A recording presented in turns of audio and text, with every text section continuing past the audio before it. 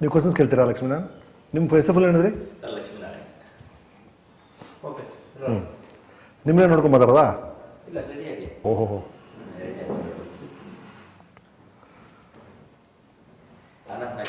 ಹಾಂ, ಹೌದಾ?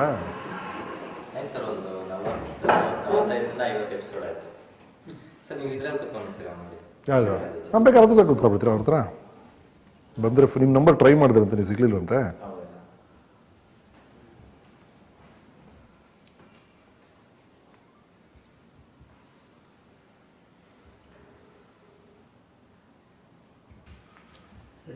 ಸರ್ ನಮಸ್ಕಾರ. ನಮಸ್ಕಾರ. ರಮೇಶ್ ಅರವಿಂದ್ ಅವರು ಮೊದಲ ಬಾರಿಗೆ ಭಕ್ತಿ ಪ್ರಧಾನ ಚಿತ್ರದಲ್ಲಿ, ಅದು ಬಸವಣ್ಣನವರಂತಹ ಒಂದು ಅದ್ಭುತವಾದ ಒಂದು ಪಾತ್ರದಲ್ಲಿ ಕಾಣಿಸ್ಕೊತಿದ್ದಾರೆ. ಸೊ ಯಾವ ರೀತಿ ಫೀಲ್ ಆಗ್ತಿದೆ? ಬಹಳ ಖುಷಿ ಕೊಡ್ತು ನನಗೆ ಈ ಪಾತ್ರ, ಬಹಳ ಖುಷಿ ಕೊಡ್ತು. ಸಾಧಾರಣ ಪಾತ್ರಗಳು, ಮಾಮೂಲಿ ಪಾತ್ರಗಳು, ಈ ಲವರ್ ಬಾಯ್ ಪಾತ್ರಗಳು, ಕಾಮಿಡಿ ಪಾತ್ರಗಳು ಮಾಡ್ತಾನೆ ಇರ್ತೀವಿ, ಹಾಗಾಗಿ ಮಾಡ್ತಾರೆ. ಬಟ್ ಈ ಥರ ಒಂದು ಪಾತ್ರ ಸಿಗೋದೇ ಒಬ್ಬರು ಕಲಾವಿದರಿಗೆ ಭಾಳ ಅಪರೂಪವಾದ ಅವಕಾಶ. ಐತಿಹಾಸಿಕ ಚಿತ್ರ ನಾನು ಮಾಡೇ ಇರಲಿಲ್ಲ. ಎಷ್ಟೋ ಚಿತ್ರಗಳು ಮಾಡಿದ್ದೀವಿ, 25 ವರ್ಷದಲ್ಲಿ ಇದ್ದೀವಿ, 100 ಚಿತ್ರದಲ್ಲಿ ಮಾಡಿದ್ದೀವಿ. ಆದರೂ ಒಂದು ಐತಿಹಾಸಿಕ ಚಿತ್ರ ಸಿಕ್ಕಿರಲಿಲ್ಲ, ಒಂದು ಪಾತ್ರ ಸಿಕ್ಕಿರಲಿಲ್ಲ. ನನಗೆ ಹೊಂದುವಂಥ ಪಾತ್ರ ಅಂತೂ ಬರಲೇ ಇಲ್ಲ. ಅದು ಬಸವಣ್ಣನ ರೂಪದಲ್ಲಿ ಬಂದಾಗ ಅಂತೂ ನನಗೆ ಭಾಳ ಖುಷಿ ಆಯಿತು. ಡೈರೆಕ್ಟ್ರ್ ಬಂದರು, ಇಲ್ಲೇ ಬಂದರು, ಸರ್ ಈ ಥರ ಒಂದು ಫಿಲ್ಮ್ ಮಾಡ್ತೀನಿ, ಬಸವಣ್ಣನ ಪಾತ್ರ ನೀವು ಮಾಡಬೇಕು ಅಂತ ಹೇಳಿದ ತಕ್ಷಣ ಸರಿ ಅಷ್ಟೇ, ಏನು ಬೇರೆ ಏನು ಕೇಳಲಿಲ್ಲ ನಾನು. ಅಂಥ ಅವಕಾಶ ಅದು ನನಗೆ ಗೊತ್ತಿತ್ತು, ಅದರ ವ್ಯಾಲ್ಯೂ ಏನು ಅಂತ. ಆ್ಯಂಡ್ ಒಪ್ಕೊಂಡೆ. ತಕ್ಷಣ ಸಾರ್ ಹೋದರು, ಸ್ಕ್ರಿಪ್ಟ್ ತೊಗೊಂಬಂದರು, ಓದಿದ್ರು. ನನಗೆ ಆ ಸ್ಕ್ರಿಪ್ಟು ಅವ್ರು ಬರೆದಿದ್ದ ರೀತಿ ಎಲ್ಲ ಭಾಳ ಇಷ್ಟವಾಯ್ತು ನನಗೆ. ಬಸವಣ್ಣನ ಪಾತ್ರ ಒಂದು ಕಡೆ, ಇನ್ನೊಂದು ಕಡೆ ಮಹಾಶರಣ ಹರಳೆಯನ ಪಾತ್ರ, ಇವರಿಬ್ಬರ ಸಂಬಂಧ ಹೇಗಿತ್ತು ಅನ್ನೋದು ಚಿತ್ರ ಅದು. ನಾವೆಲ್ಲ ಚಿಕ್ಕ ವಯಸ್ಸಿ ಭಕ್ತ ಕುಮಾರ ನೋಡಿ ಭಾಳ ಇಷ್ಟಪಟ್ಟಿದ್ದೆ ನಾನು. ಆ ಅನುಭವ ಇನ್ನೂ ನನ್ನ ಮನಸ್ಸಲ್ಲಿ ಹಾಗೇ ಇದೆ. ಆ ಮಗುನ ತುಳಿಯುವಂಥ ಸೀನಾಗಲಿ, ಕೈನ ಕತ್ತಿಸ್ಕೊಳ್ತಾರೆ ಆ ಇದರಲ್ಲಿ, ಈಗಲೂ ನನ್ನ ನೆನಪಾಗುತ್ತೆ. ಅಷ್ಟೇ ಪವರ್ಫುಲ್ ಆದ ಸೀನ್ಸ್ ಕೆಲವು ಇದರಲ್ಲಿತ್ತು. ಹಾಗಾಗಿ ಚಿತ್ರದ ಕಥೆ ಇಷ್ಟ ಆಯ್ತು ನನಗೆ. ಆ್ಯಂಡ್ ಮೊದಲನೇ ಸಲ ಒಂದು ಅಂತರ್ಜಾತಿ ವಿವಾಹ, ರೆಕಾರ್ಡೆಡ್ ಇಂಟರ್ ಕ್ಯಾಸ್ಟ್ ಮ್ಯಾರೇಜ್ ಅಂದರೆ ಇದು, ಆ ಕಥೆ ಇದು. ಹಾಗಾಗಿ ಕಥಾವಸ್ತು ನನಗೆ ಭಾಳ ಇಷ್ಟ ಆಯಿತು. ಅದರಲ್ಲಿ ಬಸವಣ್ಣನ ಪಾತ್ರ ಬೇರೆ, ಹಾಗಾಗಿ ಒಪ್ಕೊಂಡೆ. ಓಕೆ, ಈಗ ಚಿತ್ರದಲ್ಲಿನ ಒಂದು 3 ಹಾಡುಗಳ ಒಂದು ದೃಶ್ಯಗುಚ್ಛವನ್ನು ನಮ್ಗೆ ನೀಡಿದ್ದಾರೆ. ಅದ್ರಲ್ಲಿ ನೋಡ್ತಿದ್ರೆ ಎಲ್ಲೋ ಒಂದ್ ಕಡೆ ಹಾರ್ಟ್ ಟಚಿಂಗ್ ಆಗುತ್ತೆ. ಅಂದ್ರೆ ಬಸವಣ್ಣನೇ ನಿಜವಾಗ್ಲೂ ಬರ್ತಿದಾರೇನೋ ಅನ್ಸುತ್ತೆ. ಆ ಬಸವಣ್ಣನ ಒಂದು ಸಾಮ್ಯತೆಗಳು ತುಂಬಾ ಜಾಸ್ತಿ ಇದೆ ನಿಮ್ಗೂ ಅವರು ಹೋಲಿಕೆ ಮಾಡಿದಾಗ. ಅಂದ್ರೆ ಆ ಮುಗ್ಧತೆ, ಆ ಒಂದು ಏನಂತಾರೆ, ಪ್ರತಿಯೊಂದು ವಿಚಾರದಲ್ಲೂ ನಿಜವಾಗ್ಲೂ ಬಸವಣ್ಣ ಎದ್ದು ಬರ್ತಿದ್ದಂಗೆ ಕಾಣುತ್ತೆ. ಆ ಒಂದು ಇದು ಯಾವ ತರ ನಿಮ್ಗೆ ಇದಾಯ್ತು ಅಂತ? ಇಲ್ಲ, ಆ ಪಾತ್ರ ಹೊಂದುತ್ತೆ, ಆ ವೇಷಭೂಷಗಳು, ಆ ಫೋಟೋಸ್ ನೋಡಿದಾಗ ಹಿರಿಯರು, ನಮ್ಮ ಮಠಾಧಿಪತಿಗಳೆಲ್ಲ ನಿಮ್ಗೆ ಭಾಳ ಚೆನ್ನಾಗಿ ಹೊಂದುತ್ತೆ ಅಂತ ಹೇಳಿದಾಗ ಭಾಳ ಖುಷಿ ಆಗುತ್ತೆ, ಅದು ಬೇರೆ ವಿಷಯ. ಅದಕ್ಕಿಂತ ಆ ಪಾತ್ರದಲ್ಲಿರುವಂಥ ಸತ್ವ ತನ ಬಂದುಬಿಡುತ್ತೆ ರೀ. ಒಂಥರ ನೀವು ಬಸವಣ್ಣನ ಬಗ್ಗೆ ಓದ್ಬಿಟ್ರೆ, ಅವ್ರ ವಚನಗಳ ಬಗ್ಗೆ ತಿಳ್ಕೊಂಬಿಟ್ರೆ, ಅವ್ರು ಹೇಳುವಂಥ ವಿಷಯಗಳು ಎಂಥ ಅದ್ಭುತವಾದ ವಿಷಯಗಳು ಹೇಳಿದ್ದಾರೆ. 12ನೇ ಶತಮಾನದಲ್ಲಿ ವ್ಯಕ್ತಿ ಈ ಥರ ಯೋಚಿಸಬಲ್ಲ ಅನ್ನೋದೇ ಆಶ್ಚರ್ಯ ಆಗುತ್ತೆ. ಅಂದರೆ ಈಗ ನಾವೇನು ಹೇಳ್ತೀವಿ, ಹ್ಯೂಮನ್ ರೈಟ್ಸ್ ಅಂತ ಹೇಳ್ತೀವಿ, ವರ್ಲ್ಡ್ ಪೀಸ್ ಅಂತ ಹೇಳ್ತೀವಿ, ಮಾನವ ನೀತಿ ಅಂದರೆ ಹೀಗಿರಬೇಕು ಅಂತ ಈಗ ಮಾತಾಡ್ತೀವಿ. ಆಮೇಲೆ ಇದರದೆಲ್ಲ 12ನೇ ಶತಮಾನದಲ್ಲಿ ಬಹಳ ಕೂಲಾಗಿ ಬಸವಣ್ಣವರು ಹೇಳಿದ್ದು ಮಾತ್ರ ಅಲ್ಲ, ಅದನ್ನು ಅದ್ಭುತವಾಗಿ ಸಿಂಪಲ್ ಸರಳವಾದ ಕನ್ನಡದಲ್ಲಿ ಬರೆದಿದ್ದಾರೆ. ಬರೆದಿದ್ದಲ್ಲದೆ ಆ ನುಡಿದಂತೆ ನಡೆದು ತೋರಿಸಿದ್ದಾರೆ. ಈ ಎಲ್ಲವೂ ಒಂದೇ ವ್ಯಕ್ತಿಯಲ್ಲಿ ನೋಡೋದು ಎಂಥ ಅದ್ಭುತವಾದ ವ್ಯಕ್ತಿತ್ವ ಅದು. ಆ ಥರ ಒಂದು ವ್ಯಕ್ತಿತ್ವ ನಿಮ್ಗೆ ಪಾತ್ರ ಸಿಕ್ಕಿದಾಗ, ನೀವು ಅದ್ರ ಬಗ್ಗೆ ನೀವು ಸ್ಟಡಿ ಮಾಡಿದಾಗ, ಒಬ್ಬ ಆ್ಯಕ್ಟರ್ ನೀವು ಅದರೊಳಗೆ ಹೋಗ್ತೀರಿ, ಅದರೊಳಗೆ ಹೋದಾಗ ಅದು ಆಟೋಮೆಟಿಕಾಗಿ ಬಂದುಬಿಡುತ್ತೆ ಅನಿಸುತ್ತೆ. ಆ ವಚನಗಳಲ್ಲಿ, ಆ ಡೈಲಾಗ್ಸಲ್ಲೇ ಆ ಶಕ್ತಿ ಇತ್ತು. ಆ್ಯಂಡ್ ಡೈರೆಕ್ಟರ್ ಇದ್ದರು ಜೊತೆಗೆ. ನನಗಿದೆ ನಿಜವಾಗ್ಲೂ ಈ ಅನುಭವ ನನಗಿಲ್ಲ. ನಾನು ಸ್ಟೇಜಲ್ಲೂ ಈ ಥರ ಪಾತ್ರಗಳು ಮಾಡಿಲ್ಲ, ಇಂಥ ಪಾತ್ರಗಳು ನೋಡಿದ್ದೀವಿ ಅಷ್ಟೇ. ಅಣ್ಣವ್ರು ಅದ್ಭುತವಾಗಿ ಮಾಡಿದ ಪಾತ್ರಗಳು ನೋಡಿದ್ದೀವಿ, ಶಿವಾಜಿ ಗಣೇಶನವ್ರು ಮಾಡಿದ್ದು ನೋಡಿದ್ದೀವಿ. ಇದೇ ಪಾತ್ರವನ್ನು ಹೊನ್ನಪ್ಪ ಭಾಗದವ್ರು ಮಾಡಿದ್ದಾರೆ, ಅಶೋಕ್ ಅವ್ರು ಮಾಡಿದ್ದಾರೆ, ಶ್ರೀನಿವಾಸ ಮೂರ್ತಿ ಅವ್ರು ಮಾಡಿದ್ದಾರೆ. ಬಹಳ ಅದ್ಭುತ ಅವರೆಲ್ಲರೂ ಮಾಡಿದರು. ಎಲ್ಲರೂ ಪ್ರತಿಯೊಬ್ಬರು ಅವ್ರದ್ದೇ ಆದ ರೀತಿಯಲ್ಲಿ ಮಾಡಿದರು.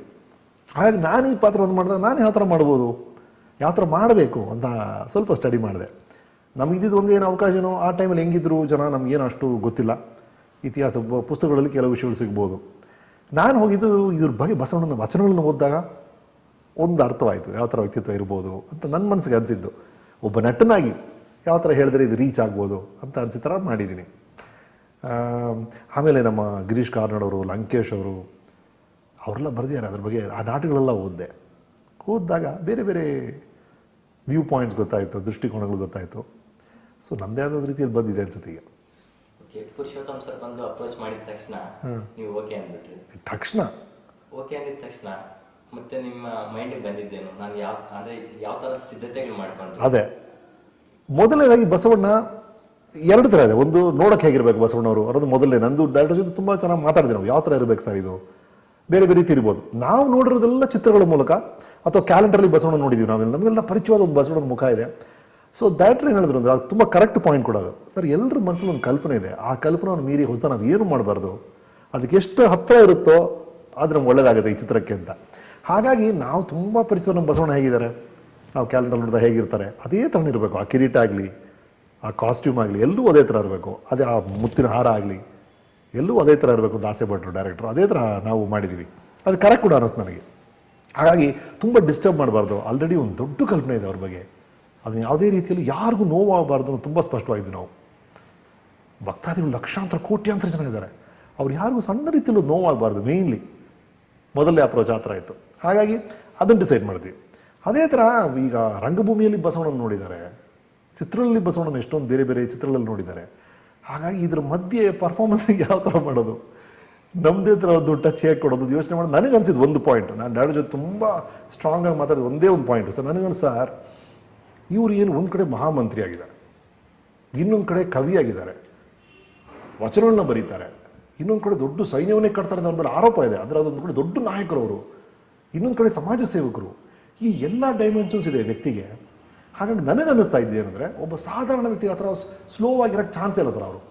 ಅವ್ರು ಇಷ್ಟೊಂದು ವಿಷಯಗಳು ಮಾಡಿದ್ದಾರೆ ಅಂದರೆ ಅವ್ರು ತುಂಬ ಫಾಸ್ಟ್ ಇರಬೇಕು, ಅವ್ರ ಮೈಂಡು ತುಂಬ ಶಾರ್ಪ್ ಇರಬೇಕು ಅಂತ ನನಗೆ ಅನ್ನಿಸ್ತಾ ಇದೆ ಸರ್. ಆ ಥರ ಒಂದು ಇಂಟರ್ಪ್ರಿಟೇಷನ್ ಕೊಡಲ ನಾನು, ನನಗೆ ಅನುಮತಿ ಕೊಡ್ತೀರಾ ಅಂದೆ. ಇಲ್ಲ ಯಾವ ಥರ ಅದು ಅಂತ ಹೇಳಿದ್ರು. ಇಲ್ಲ ಸರ್, ನಾವು ಏನೋ ತುಂಬ ಮನುಷ್ಯ ವೇಗವಾಗಿರ್ತಾನೆ ಅನ್ನಿಸ್ತಾ ಇದೆ. ಈಗ ಗಾಂಧಿ ಫಿಲ್ಮ್ ನೋಡಿದ್ರೆ ಗಾಂಧಿ ನಡೀತಾರೆ ನೋಡಿ, ಆ ನಡೆಯೋದಲ್ಲೇ ಆ ವೇಗ ಇರುತ್ತೆ, ಆ ಮನುಷ್ಯನಿರುವಂಥ ಫೋರ್ಸು ಅದಲ್ಲೇ ಕಾಣುತ್ತೆ. ಸೊ ಅದನ್ನೇನಾರು ಆ ಥರದ್ದು ಒಂದು ಎಲಿಮೆಂಟ್ ನಾನು ಯೂಸ್ ಮಾಡ್ತೀನಿ ಸರ್ ಅಂತ ಹೇಳಿದೆ. ಸರಿ ಯೋಚನೆ ಮಾಡಿ, ನಮ್ಮ ಇದಕ್ಕೂ ಅಪ್ಸೆಟ್ ಆಗಬಾರ್ದು ಅದು ಅಂತ ಹೇಳಿದ್ರು ಡೈರೆಕ್ಟ್ರು. ಸೊ ಅದನ್ನು ಸಣ್ಣದಾದ ರೀತಿಯಲ್ಲಿ ರೂಢಿಸ್ಕೊಂಡಿದ್ದೀರಿ ನಾವು. ಇಲ್ಲಿವರೆಗೂ ನೋಡಿರೋ ಬಸ್ಸನ್ಗಿಂತ ಸ್ವಲ್ಪ ಇವರು ಅಲರ್ಟ್ ಆಗಿರ್ತಾರೆ, ಸ್ವಲ್ಪ ಫಾಸ್ಟ್ ಆಗಿರ್ತಾರೆ ಅಂತ ಅನ್ಸುತ್ತೆ. ಇವಾಗ ನೀವೇ ಹೇಳಿದ್ರಿ ಮಹಾಶರಣ ಹಳೆಯ ಚಿತ್ರದಲ್ಲಿ ಬಿಟ್ಲ ಹಾಂ ನೀವೇ ಇಲ್ಲ ಮಾತಾಡಿ ಮಾತಾಡಿ ಕಂಟಿನ್ಯೂ ಮಾಡಿ. ಬಿಟ್ಲತ್ ಕೊಡಿ. ಹಾಂ ಮೈಕ್ ಓಕೆನಪ್ಪ, ಆಡಿಯೋ ಹಾಂ ಹೇಳಮ್ಮ. ಬಸವಣ್ಣ ಅವರು 4-5 ಕ್ಷೇತ್ರಗಳಲ್ಲಿ ಈ ತರ ತೊಡಗಿಸ್ಕೊಂಡಿದ್ರು ಅಂತ. ಹೌದು. ಮಹಾಶರಣ ಹಳೆಯ ಚಿತ್ರದಲ್ಲಿ ಹಾಂ ಇದು ಭಕ್ತಿ ಪ್ರಧಾನವಾದಂತಹ ಚಿತ್ರ. ಹೌದು. ಶರಣಯ್ಯನ ಒಂದು ಹೌದು. ದೊಡ್ಡ ಭಕ್ತನಾಗಿ ಸ್ವೀಕರಿಸ್ತಾರೆ ಹೌದು ಬಸವಣ್ಣ ಅವರು. ಹೌದು. ಸೊ ಈ ಚಿತ್ರದಲ್ಲಿ ಬಸವಣ್ಣನ ಎಷ್ಟು ಮುಖಗಳು, ಎಷ್ಟು ಅವತಾರಗಳನ್ನ ಅಳವಡಿಸ್ಕೊಂಡಿದ್ದೀರಾ? ಆ ಎಲ್ಲ ಮುಖಗಳು ಈ ಚಿತ್ರದಲ್ಲಿದೆ. ಒಂದು ಕಡೆ ಅವ್ರು ಮಹಾಮಂತ್ರಿ ಆಗಿದ್ದಾಗ ಅವ್ರ ಕಿರೀಟ ಇರುತ್ತೆ, ಆ ಥರ ಗ್ಲಾಮರಸ್ ಆಗಿ ಹೊಳಿತಾ ಇರುವಂಥ ಕಾಸ್ಟ್ಯೂಮ್ಸ್ ಇರುತ್ತೆ, ಕುದುರೆ ಮೇಲೆ ಸವಾರಿ ಮಾಡ್ತಾರೆ, ಆ ಥರ ಒಂದು ಬಸವಣ್ಣ. ಇನ್ನೊಂದು ಕಡೆ ಅವರು ಅನುಭವ ಮಂಟಪ ಹೋದಾಗ ಅವರು ಸಾಹಿತ್ಯ ಆಗಿರ್ತಾರೆ ಅಥವಾ ವಚನಗಾರರಾಗಿರ್ತಾರೆ, ಆ ಥರ ಒಂದು ಬಸವಣ್ಣ. ಅಲ್ಲಿ ಅವರು ಉಂಗುರ ಹಾಕೋದಿಲ್ಲ. ಹಾಗಾಗಿ ಆ ಥರ ನಮ್ಮ ಚಿತ್ರದಲ್ಲಿ ಅದೇ ಥರ ಬರುತ್ತೆ. ಅದು ಭಾಳ ಸ್ವಾರಸ್ಯಕರ ವಿಷಯ ಏನಂದರೆ, ಆ ಕ್ಷಣದಲ್ಲಿ ಅವ್ರ ಜವಾಬ್ದಾರಿ ಏನು ಅನ್ನೋದನ್ನು ಅರ್ಥ ಮಾಡ್ಕೊಂಡು ಅದೇ ಥರ ನಡೆಸ್ಕೊಳ್ಳೋದಿದೆಯಲ್ಲ, ಅದು ಎಂಥ ನಿರ್ಧಾರ ರೀ ಅದು. ಆ ಕಾಲದಲ್ಲಿ 12ನೇ ಶತಮಾನದಲ್ಲಿ ಒಬ್ಬ ಬ್ರಾಹ್ಮಣದ ಹುಡುಗಿ ಒಂದು ಸಮಗಾರನ ಮಗನನ್ನು ಪ್ರೀತಿ ಮಾಡಿಬಿಟ್ಟಿದ್ದಾಳೆ. ಆ ಮದುವೆ ನಡೆಸಿ ಕ್ರಾಂತಿ ಆದರೆ ಆಗಲಿ, ಮುಂದೆ ನಡೆಯುವಂಥ ಎಲ್ಲ ಅಂತರ್ಜಾತಿ ವಿವಾಹಕ್ಕೆ ಇದು ನಾಂದಿ ಆಗಲಿ ಅಂತಾರೆ ಬಸವಣ್ಣವರು. ಆ ಪವರ್ಫುಲ್ ಕ್ಯಾರೆಕ್ಟರ್ಸ್, ಆ ಥರ ಕ್ಯಾರೆಕ್ಟರ್ ಸಿಗೋದೇ ಭಾಳ ಕಷ್ಟ. ಅದು ಅವ್ರ ವ್ಯಕ್ತಿತ್ವದಲ್ಲಿ ಇತ್ತು. 12ನೇ ಶತಮಾನದಲ್ಲಿ ಬಸವಣ್ಣವರು ಆವತ್ತಿಂದನೇ ಆ ಕ್ರಾಂತಿನ ಶುರು ಮಾಡಿದ್ರು, ಅಂತರ್ಜಾತಿ ವಿವಾಹ ಕ್ರಾಂತಿ. ಹೌದು ಹೌದು. 12ನೇ ಶತಮಾನ ಆಗಿ ಇವತ್ತು 21ನೇ ಶತಮಾನಕ್ಕೆ ಕಾಲಿಟ್ಟಿದ್ವಿ. ಇಂದಿಗೂ ಸಹ ಜಾತೀಯತೆ ಅಂತಕ್ಕಂಥದ್ದು ಸಾಮಾಜಿಕ ಒಂದು ಮೇಜರ್ ಸಮಸ್ಯೆಯಾಗಿ ಕಾಡ್ತಾ ಇದೆ. ಹೌದು ಹೌದು ಹೌದು. ಸೊ ಈಗಿನ ಸಮಾಜಕ್ಕೆ ಇದು ಒಂದು ಮಾಹಿತಿ ಕೊಡ್ತಕ್ಕಂಥ, ಒಂದು ಪವರ್ಫುಲ್ ಮೆಸೇಜ್ ಕೊಡ್ತಕ್ಕಂಥ ಚಿತ್ರ. ಹೌದು ಹೌದು, ಖಂಡಿತವಲ್ಲ. 12ನೇ ಶತಮಾನದಲ್ಲಿ ಹೇಳಿದಂಥ ಆ ನೀತಿ ಇವತ್ತೂ ಕೂಡ ಎಲ್ಲರ ಮನಸ್ಸಲ್ಲೂ ಇನ್ನೂ ತಟ್ಟಿಲ್ಲ. ಎಲ್ಲರೂ ಗೊತ್ತು ಅದು ನಡಿಬೇಕು ಅಂತ. ಅಸ್ಪರ್ಶತೆ ಇರಬಾರ್ದು, ಜಾತಿ ಭೇದ ಭಾವ ಇರಬಾರ್ದು, ಎಲ್ಲರೂ ಒಪ್ಪುವಂಥ ವಿಷಯ. ಆದರೆ ಎಲ್ಲೊಂದು ಕಡೆ ನಿಮ್ಮ ಮನಸ್ಸದು ಒಪ್ತಾನೆ ಇಲ್ವಲ್ಲ. ಅದಕ್ಕೆ ಒಬ್ರು ಆಗಾಗ ಬಸವಣ್ಣ ಹುಡ್ತಾರೆ, ಒಂದು ಮಹಾತ್ಮ ಗಾಂಧಿ ಹುಡ್ತಾರೆ, ಶತಮಾನಗಳಿಗೊಮ್ಮೆ ಅಂತ ಮಹನೀಯರು ಹುಟ್ಟೋದು. ಆ ಥರ ಬಂದು ಒಂದು ಕ್ರಾಂತಿಗಳು ನಡೀತಾ ಇರುತ್ತೆ.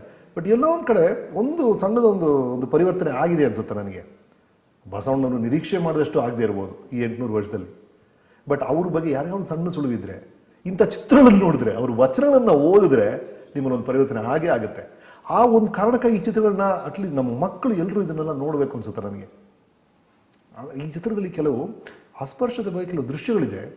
ಆ ಚಿತ್ರದಲ್ಲಿ ಅದನ್ನು ನೋಡಿದಾಗ ಅದರ ಬಗ್ಗೆ ಡೈರೆಕ್ಟರ್ ಅದನ್ನು ಈ ಥರ ನಡೀತಾ ಇತ್ತಾ, ಒಬ್ಬ ಮನುಷ್ಯ ಇನ್ನೊಬ್ಬ ಮನುಷ್ಯನ ಈ ಥರ ನಡೆಸ್ಕೊಳ್ತಾ ಇದ್ದ ಅಂತ ನಮ್ಗೆ ಆಶ್ಚರ್ಯ ಆಗುತ್ತೆ. ಓಕೆ, ನಾಟ್ಯ ಚಿತ್ರ ಶ್ರೀಧರ್ ಅವ್ರ ಜೊತೆ ನಿಮ್ಮ ಪಾತ್ರದಲ್ಲಿ ಶ್ರೀಧರ್ ನನ್ನ ಮೊದಲನೇ ಚಿತ್ರ ಮೌನಗೀತೆ ನಾನು ಮಾಡಿದ್ದೆ. ಮೌನಗೀತೆಯಲ್ಲಿ ಶ್ರೀಧರ್ ಹೀರೋ, ನನ್ನೊಂದು ಮುಖ್ಯವಾದ ಪಾತ್ರ ಇತ್ತು. ಆವಾಗ ನನಗೆ ಶ್ರೀಧರ್ ಎಲ್ಲ ಒಂದು ಕಡೆ ಸಿಕ್ಕಿದಾಗ ಯಾವ ಸರ್ ನೆಕ್ಸ್ಟ್ ಪಿಕ್ಚರ್ ಮಾಡ್ತಿದ್ರು ಅಂದರೆ, ಸರ್ ನಾನು ಸುಂದರ ಸ್ವಪ್ನ ಒಂದು ಫಿಲ್ಮ್ ಮಾಡ್ತಾ ಇದ್ದೀನಿ, ಬಾಲಚಂದ್ರ ಡೈರೆಕ್ಟ್ರು ಅಂತ ಹೇಳಿದ್ರು. ಏನು ಸರ್ ಬಾಲಚಂದ್ರ ಫಿಲ್ಮ್ ಮಾಡ್ತಾ ಇದ್ದೀರಾ, ಏನು ಲಕ್ಕಿ ಸರ್ ನೀವು ಅಂತ ನಾನೇ ಹೇಳಿದ್ದೀನಿ. ಆಮೇಲೆ 10 ದಿನ ಆದಮೇಲೆ ನಾನೇ ಅದೇ ಚಿತ್ರದಲ್ಲಿ ನನಗೆ ಇನ್ನೊಂದು ಪ್ರಮುಖವಾದ ಪಾತ್ರ ಸಿಕ್ತು. 2ನೇ ಚಿತ್ರನೂ ಶ್ರೀಧರ್ ಜೊತೆ ಮಾಡಿದೆ, ಸುಂದರ ಸ್ವಪ್ನಗಳು. ಆ ಥರ ಹಲವು ಚಿತ್ರಗಳು, ಒಂದು 3-4 ಚಿತ್ರಗಳು ಜೊತೆಗೆ ಮಾಡಿದ್ವಿ. ಮಧ್ಯದಲ್ಲಿ ಅವರು ನಾಟ್ಯದ ರಂಗದ ಕಡೆ ಫೋಕಸ್ ಮಾಡಿದ್ರು. ಈ ಚಿತ್ರದಲ್ಲಿ ಅವ್ರು ಮಾಡಿರುವಂಥ ಪಾತ್ರ, ಈ ಥರ ಚಿತ್ರಗಳು ಮಾಡಿದ್ದಾರೆ, ತುಂಬ ಫಿಲ್ಮ್ ಮಾಡಿದ್ದಾರೆ. ಶರೀಫ್ ಇರ್ಬೋದು, ಅವ್ರು ಪಳಗಿದ್ದಾರೆ. ಇದು ಭಾಳ ಸುಲಭ ಅವರಿಗೆ, ನನಗೋಸ್ದು ಅಷ್ಟೇ ಈ ಥರ ಪಾತ್ರಗಳು, ಈ ಥರ ಡೈಲಾಗ್ ಎಲ್ಲ. ಬಟ್ ಬಹಳ ಸಲೀಸಾಗಿ ಭಾಳ ಅದ್ಭುತವಾಗಿ ಮಾಡಿದ್ದಾರೆ. ಒಂದು ದೃಶ್ಯ ಇದೆ, ನಮ್ಮ ಸಮಗಾರ ಹರಳಯ್ಯ, ಶರಣ ಆಗ್ಬಿಟ್ಟಿದ್ದಾರೆ ಅವರು. ಶರಣ ಹರಳಯ್ಯ ಮತ್ತು ಅವ್ರ ಪತ್ನಿ, ಅವರಿಬ್ಬರು ಬಸವಣ್ಣನಿಗೆ ಏನೋ ಒಂದು ಪ್ರೀತಿಯ ಕಾಣಿಕೆ ಕೊಡಬೇಕು ಅಂತ ತಮ್ಮ ತೊಡೆಯ ಚರ್ಮದಿಂದ ಪಾದರಕ್ಷೆನ ಹೊಲ್ಕೊಂಬಂದು ಕೊಡ್ತಾರೆ ರೀ. ಆ ಸೀನನ್ನು ನೋಡಿದಾಗ, ಅದೊಂದು ಹಾಡಿನ ರೂಪದಲ್ಲಿ ದೃಶ್ಯೀಕರಣ ಮಾಡಿದ್ದಾರೆ ಡೈರೆಕ್ಟರು. ಅದನ್ನು ನೋಡಿದಾಗ ಸರ್ ಓ ನನಗೇನೆ ಭಾಳ ಖುಷಿ ಆಗುತ್ತೆ. ಏನು ಅದ್ಭುತವಾಗಿದೆ ಆ ಕಾನ್ಸೆಪ್ಟೇ. ಅಂದರೆ ಈ ಥರ ನಡೆಯುತ್ತಾ ಅನ್ನೋದು ಪ್ರಶ್ನೆ ಅಲ್ಲ. ನನಗೆ ಕ್ವಶನ್ ಬಂತು ಮೊದಲು. ಆಮೇಲೆ ಆ ಚಪ್ಪಲಿಗಳು ಇನ್ನೂ ಇದೆಯಂತೆ ಗುಲ್ಬರ್ಗಲ್ಲಿ, ಆ ಚಪ್ಪಲಿಗಳು ಇನ್ನೂ ಇದೆ, ಹರಳಿನ ಛತ್ರಿಗಳು. ಅದನ್ನು ಚಿತ್ರದಲ್ಲಿ ತೋರಿಸ್ತಾರೆ ಡೈರೆಕ್ಟರ್. ಕೊನೆ ಸೀನಲ್ಲಿ ಇದು ಹರಳಯ್ಯ ಇದ್ದಂಥ ಜಾಗ, ಇದು ಅವ್ರು ಹೊಲದಂಥ ಚಪ್ಪಲಿ ಬಸವಣ್ಣನ ಕೊಟ್ಟಿದ್ದು ಅಂತ ತೋರಿಸ್ತಾರೆ. ಅದು ನೋಡಿದಾಗ ಇಂಥ ಜನ ಇದ್ರ ಅಂತ ಅನ್ಸುತ್ತೆ. ಆಶ್ಚರ್ಯ ಆಗುತ್ತೆ, ಹೆಮ್ಮೆ ಆಗುತ್ತೆ. ಓಕೆ, ಮಹಾಶರಣ ಹರಳಯ್ಯ ಅಂದರೆ ಬಸವಣ್ಣನವರು ನಡೆದಾಡಿದಂತಹ ಜಾಗಗಳು, ಅಂದರೆ ಉತ್ತರ ಕರ್ನಾಟಕದ ಭಾಗಗಳಾಗಿರ್ತಕ್ಕಂಥ ಬಸವನ ಬಾಗೇವಾಡಿ, ಬಿಜಾಪುರ, ಈ ಕಡೆ ಎಲ್ಲ ಶೂಟಿಂಗ್ ಮಾಡಿದ್ದೀರಾ. ಸೊ ಅದೇ ಸ್ಥಳಗಳಲ್ಲಿ ಶೂಟಿಂಗ್ ಮಾಡಿದಾಗ ಯಾವ ಥರ ಫೀಲ್ ಆಯಿತು ನಿಮಗೆ? ಈಗ ನಾವು ಶೂಟಿಂಗ್ ಚಿತ್ರದುರ್ಗದಲ್ಲಿ ನಾವು ಮಠದಲ್ಲಿ ಶೂಟ್ ಮಾಡಿದ್ವಿ. ಅಲ್ಲಿ ಬಸವಣ್ಣನ ಒಂದು ಪ್ರತಿಮೆ ಇದೆ. ಏನೊಂದು 40-50 ಅಡಿ ಇರಬೇಕು ಅನ್ಸುತ್ತೆ, ಅದಕ್ಕಿಂತ ಜಾಸ್ತಿ ಇರಬೇಕು ಅನ್ಸುತ್ತೆ. ಅದ್ರ ಪಕ್ಕದಲ್ಲಿ ನಿಂತ್ಕೊಂಡು ನೋಡಿದಾಗ ಎಂಥ ವ್ಯಕ್ತಿತ್ವ ಇದು, ಇಂಥ ಪಾತ್ರ ಮಾಡೋಂಥ ಅವಕಾಶ ನಮಗೆ ಸಿಗುತ್ತಲ್ಲ ಅಂತ ಅನಿಸುತ್ತೆ ಒಂದು ಕಡೆ. ಅಲ್ಲೆಲ್ಲ ಶೂಟಿಂಗ್ ಮಾಡೋಕ್ಕೆ ಹೋದಾಗ ಆ ಬಿಜ್ಜಳನ ಅರಮನೆ ಬಗ್ಗೆ ಎಲ್ಲ ಅಲ್ಲಿ ಬರುವಂಥ ಕಥೆಗಳು ಕೇಳಿದಾಗ ಎಂಥ ಮಹನೀಯರು ಓಡಾಡಿದ್ದಾರೆ ಇಲ್ಲಿ. ನಾವು ತುಂಬ ಲೈಫನ್ನ ತುಂಬ ಗ್ರ್ಯಾಂಟಾಗಿ ಎಲ್ಲವನ್ನೂ ಉಡಾಫೆ ಮಾಡಿಕೊಂಡು ಯಾವುದ್ರ ಬಗ್ಗೆ ಒಂದು ರೆಸ್ಪೆಕ್ಟ್ ಇಲ್ಲದೆ ಮಾತಾಡ್ತೀವಲ್ಲ ಎಷ್ಟೊಂದು ಸಲ ಅನಿಸುತ್ತೆ. ನಮ್ಮ ಮಣ್ಣಿನ ಮಹಿಮೆ ನಮಗೆ ಗೊತ್ತಿಲ್ವಲ್ಲ ಅನಿಸುತ್ತೆ ಎಷ್ಟೊಂದು ಸಲ. ಎಂಥ ಬೇರುಗಳಿಂದ ಬಂದಿದೆ ನಮ್ಮದು ಅಂತ ಅನಿಸುತ್ತೆ. ಅಂತ ವಿಷಯಗಳು ಅನಿಸೋದು ಇಂಥ ಚಿತ್ರಗಳು ಮಾಡಿದಾಗ ಮಾತ್ರ. ಒಂದು ಮಾಮೂಲಿ ಚಿತ್ರ ಲವ್ ಮಾಡಿದಾಗ ಡುಯೆಟ್ ಮಾಡಿದಾಗ ಈ ಥರ ಅನಿಸೋದೇ ಇಲ್ಲ ಒಬ್ಬ ಆ್ಯಕ್ಟರ್ಗೆ. ಓಕೆ, ನೀವು ಇಲ್ಲಿವರೆಗೂ ಸಾಕಷ್ಟು ಚಿತ್ರಗಳಲ್ಲಿ ಅಭಿನಯ ಮಾಡಿದ್ದೀರಾ, ನಿರ್ದೇಶಕರಾಗಿ, ಇಲ್ಲ ನಟರಾಗಿ, ನಿರ್ದೇಶಕರಾಗಿ, ನಿರ್ಮಾಣಕ್ಕೂ ಹಾಕಿದ್ದೀರಾ.